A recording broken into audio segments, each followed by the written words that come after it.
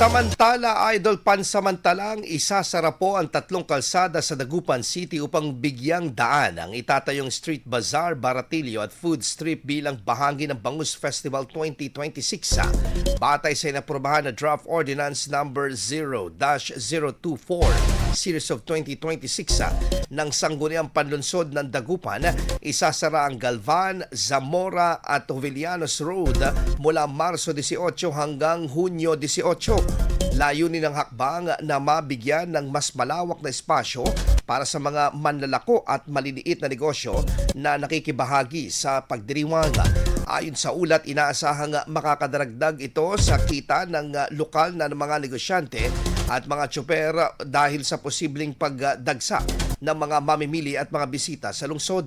Magpapatupad naman ng rerouting plan ang Public Order and Safety Office at Dagupan Police or sa Dagupan City Police Office upang maayos ang daloy ng trapiko sa mga apektadong lugar.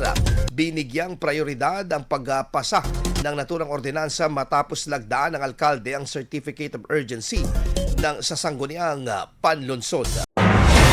IFM News. IFM News. IFM News.